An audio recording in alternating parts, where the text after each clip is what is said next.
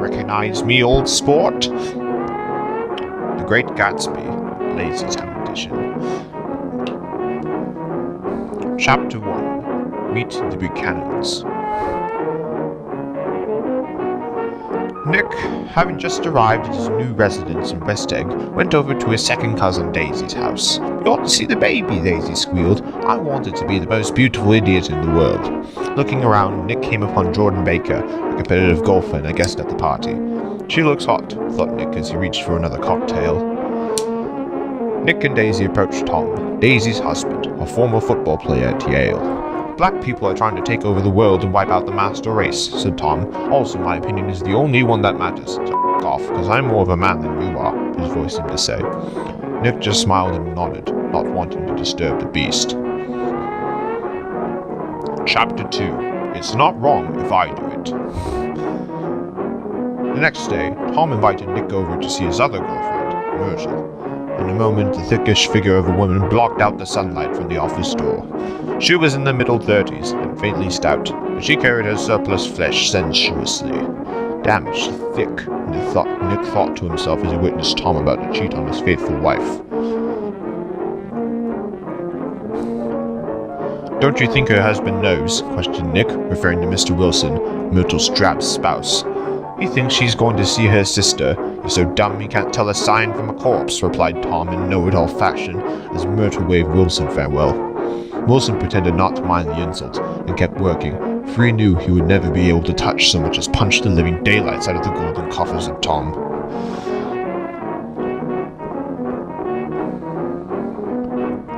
The story so far, in case you haven't been paying attention, which you should have.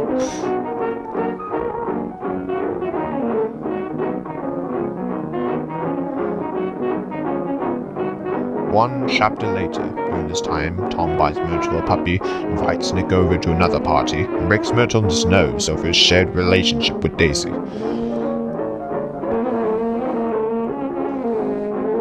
It was known to Nick at the time that his neighbor was throwing some legendary parties.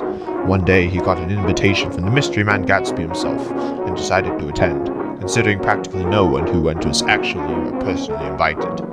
Everybody was drinking and partying hard. Everyone rich and or famous was present. But where was Gatsby? After looking all over the drunken heaps of famous people for the man named Gatsby, a man spotted Nick's face out among the crowd. "Your face is familiar," the man said politely. "Weren't you in the 3rd Division during the war?" "Why, yes, I was in the 9th Machine Gun Battalion," Nick responded. "I was in the 7th Infantry until June 1918. I knew I'd seen some of you before," noted the man. "You know, this is an unusual party for me. I haven't even seen the host. I live next door, and this man Gatsby sent over his chauffeur with an invitation," Nick explained. The man just stared at him. "I'm Gatsby," he said suddenly. "What?" Nick exclaimed. "Oh, I beg your pardon." "Well, I'm going to tell you something about my life," Gatsby said. "I don't want you to get the wrong idea of me from all these stories you hear. I am the son of some wealthy people in the Middle West, all dead now. I was brought up in America, but educated at Oxford, because all my ancestors have been educated there for many years." Skeptically, Nick inquired, "What part of the Middle West?" "Oh, San Francisco," replied Gatsby. Nick started to suspect Gatsby was pulling his leg. "Hey, want to come over to lunch, old sport?" "Sure," said Nick. The next day they went to town in Gatsby's yellow car. Gatsby sped, but because he had the deepest pockets in town, he never got a ticket. Yes, the police were corrupt, but Gatsby's the good guys who were supposed to root for him regardless.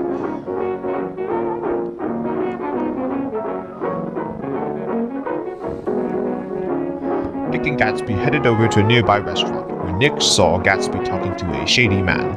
"Mr. Carraway, this is my friend Mr. Wolfsheim," announced Mr. Gatsby. "He's the guy who fixed the World Series a year or two ago." Nick just stared at Wolfsheim the criminal, not knowing what to do or how to feel. Mr. Wolfsheim had jacket buttons made out of teeth, which made Nick very uncomfortable. Did Gatsby have previous business with these weirdo criminals? He thought to himself. That afternoon, Nick went to see Jordan. Jordan told Nick about Gatsby and his relationship with Daisy.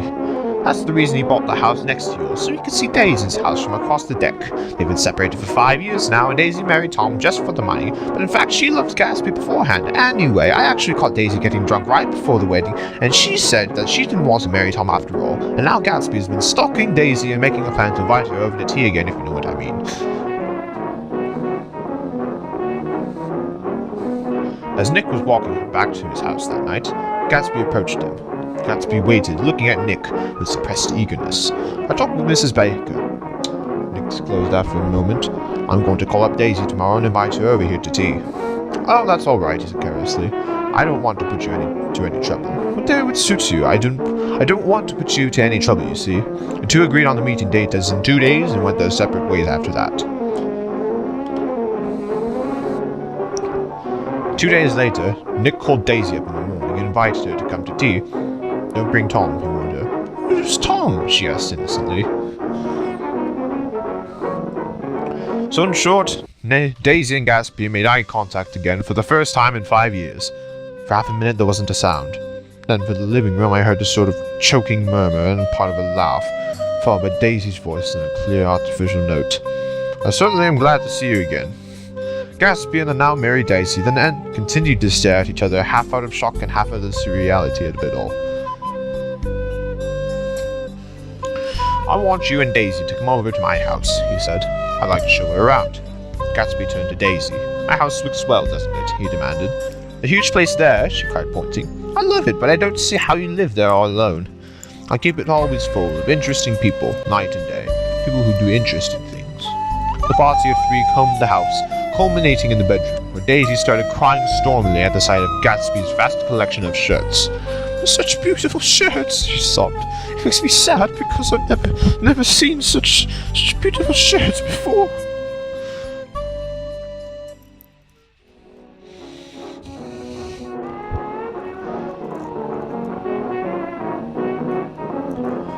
And now for chapter 6, where we discover Gatsby's real name is freaking James Gats. He never packed Gats.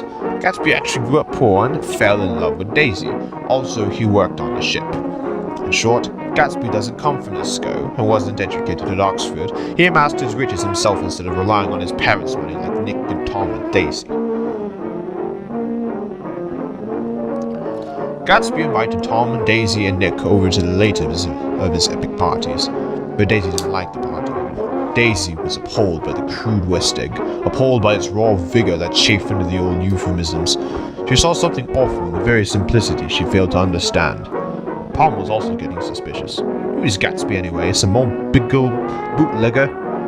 Gatsby likewise was beginning to notice Daisy's dislike of the party. She didn't like it, he plainly insisted to Nick after the night's drunken festivities. Gatsby wanted nothing less of Daisy than that she should go to Tom and say, I never loved you. Wait till he actually tries to do that later in the book wall. I wouldn't ask too much of her, Nick ventured. You can't repeat the past. Can't repeat the past, she cried incredulously. Of course you can!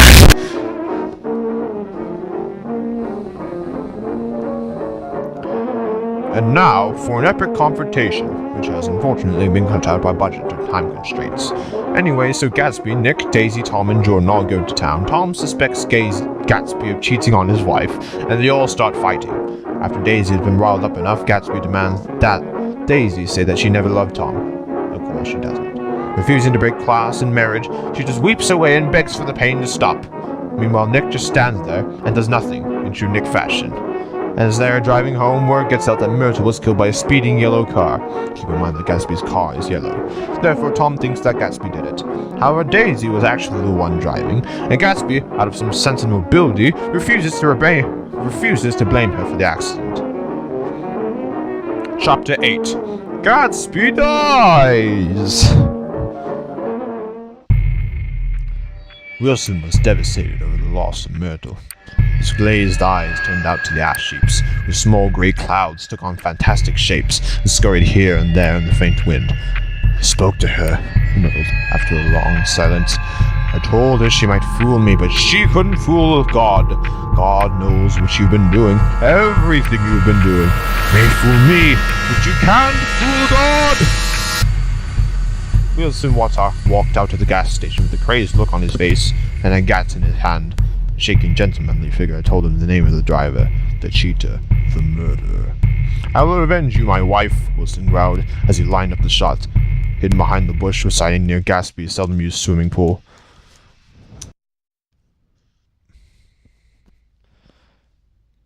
Bang! So, Gatsby died. Bang! Oh yeah, and Wilson died too. Not like anyone cared. Chapter 9. In short, Nick tries to call up people to come to the funeral, but Daisy and Wolfshine both never arrive. Gatsby's dad, Owl Eyes, and Nick are basically the only people who aren't hired to be there.